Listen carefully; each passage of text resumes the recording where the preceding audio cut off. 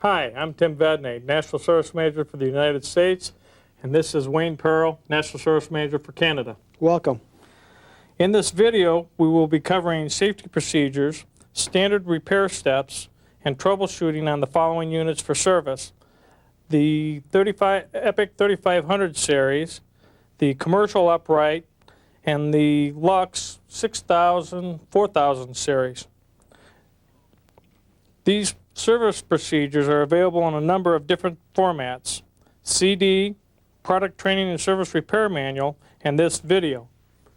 Additional information can be obtained by contacting your regional service manager or national service manager in your area. Before performing any type of service, the following safety procedures must be followed. Safety glasses should be worn at all times. No jewelry should be worn when working with electricity or units being serviced. Loose clothing should not be worn when working on motors or moving parts. The continuity tester must be performed on units before and after the unit has been serviced. Note, do not use the continuity tester with electricity. For testing units with electricity, use the neon test light. Let's begin with the 3500 series upright. First, what we'll do is use the continuity tester to check to make sure we don't have live ground. Attach it to the cord and the plug blade. Turn the switch on the on position and touch it to the metal parts of the machine, which are the handle and the screw on the back side of the unit. The unit does not light up, so it is safe to proceed with the service repair. What we will do is first remove the screw from the handle.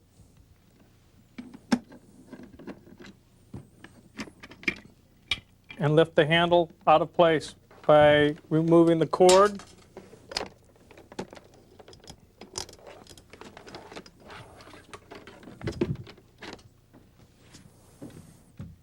Okay, the next thing that we will do is we'll remove the upper housing.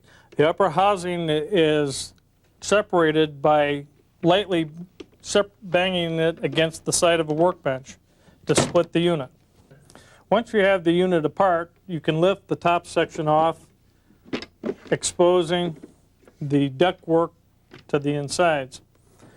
Okay, at this point, to disassemble the top half, you have to remove the screws.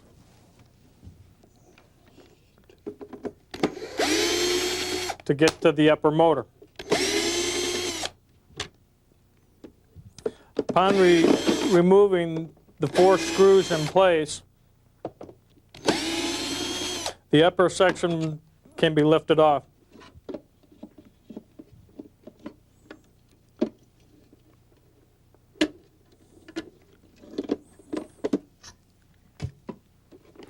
Showing where the cushion that holds the motor in the seating position. Remove the upper motor guard, lift the motor out of the unit, and the bottom cushion block that supports it on the bottom base. Once the motor is pulled out of the unit, it can be disassembled by disconnecting the wires and popping the covers off for servicing of the fans. No different than any of the other units that we have. That's the upper suction unit. To get to the lower unit, you would turn the unit upside down and remove the screws from the bottom base, which there are approximately 6 screws that hold the bottom base on. Once the screws are removed, the unit is laid flat and the cover is lifted off.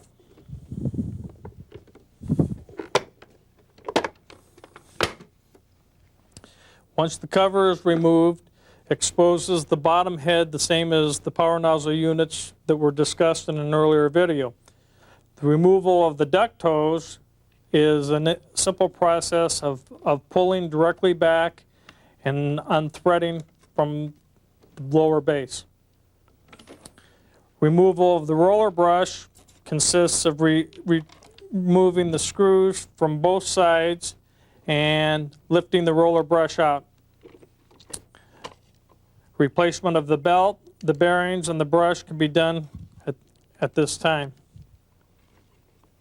Servicing of the motor, there are 2 screws that hold the motor in place. the same as what are on current power nozzles that are replaced, removed for replacement. And the same with the circuit breaker system is plugged in through the wiring lead setups. This concludes the service portion of the 3500 that can be reviewed in Section 6 of your service repair manual for troubleshooting and basic repairs. Now we'll take a look at the commercial upright and how it disassembles and servicing of this product. First, we'll use the continuity tester and connect it to one of the prongs. We'll ensure that the switch is turned on the unit and check it against the metal parts of the machine, which is, of course, the handle and the back screw. Once that has been performed, we'll remove the cord from the holder, undo the handle,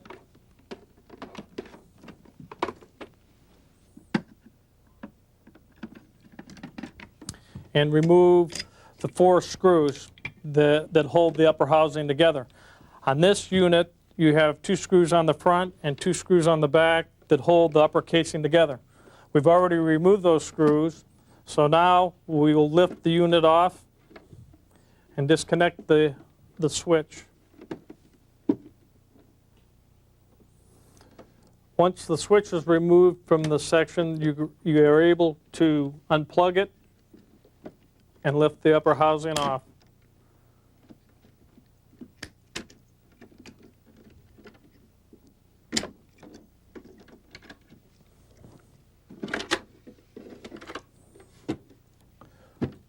Once the upper housing is removed, we can remove the lower part of the case to get to the servicing on the motor.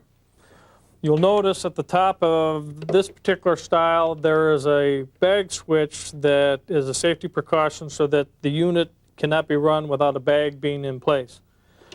This particular motor is identical to the motor that you have in your 3500 series units and is removable in the same fashion. It's pulled from the unit and disconnected and serviced in the same fashion. Reassembly is the opposite of setting it down on the motor mount and setting the top cushion block back in place. And servicing for the bottom half of the unit is turning the unit over on its side, removing the 6 screws from the bottom, laying the unit flat, and lifting the cover off for the unit. Once the unit cover is removed, the duct hose can be replaced by pulling it out in the same fashion as the 3500, and the roller brush and belt can be replaced at the same point. Removing the screws. In the commercial style unit, there are 4 screws that hold the roller brush in place. Those screws are removed, the brush and the bearings are lifted out, and the belt is replaced. The motor is replaced by removing the 2 screws. The circuit board that works the lights that are the indicators for a jammed brush dowel, for the power head unit being on, or bag replacement, this board can be replaced also by snapping out of the position that it's in. This concludes the service portion on the commercial upright. For procedures on basic repairs and diagnostics, refer to Section 6-8 of your Service Repair Training Manual. Now we'll take a look at the Lux 6000, which is similar to the Lux 4000 in servicing of this particular product.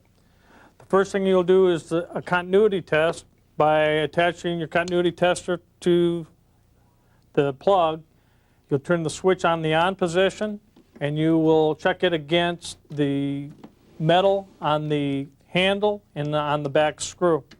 Once checking that and ensuring that there's no electricity going through it, you can proceed with disassembly of the product. One of the features that this particular unit has is that the upper hose system must sit down in the ductwork to actuate to turn the unit on. Without this wand being in place, the unit will not turn on the motor.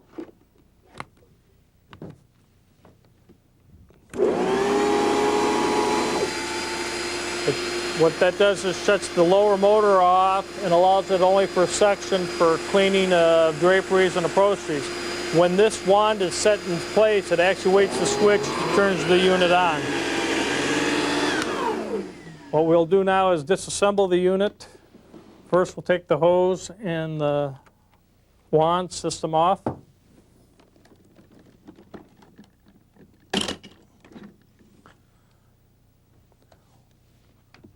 We'll take the back screw off the handle.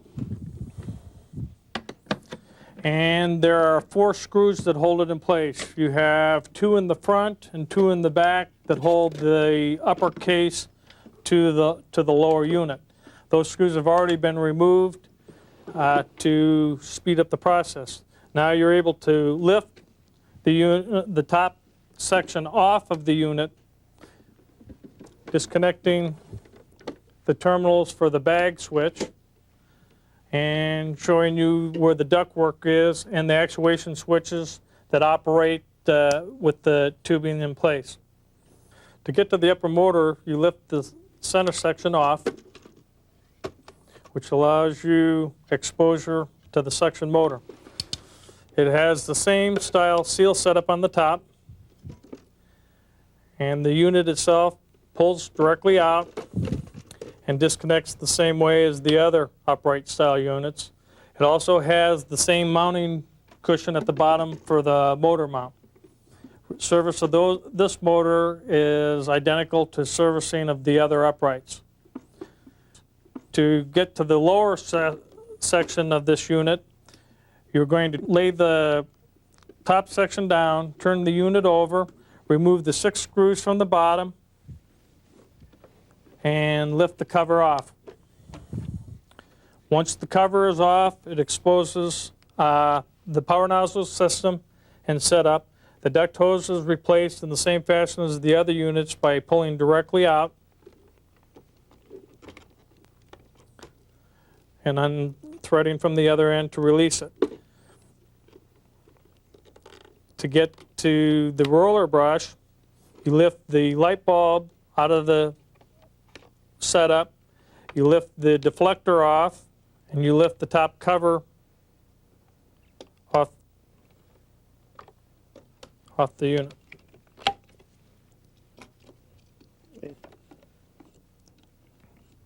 And remove the 2 screws from the back side of the cover.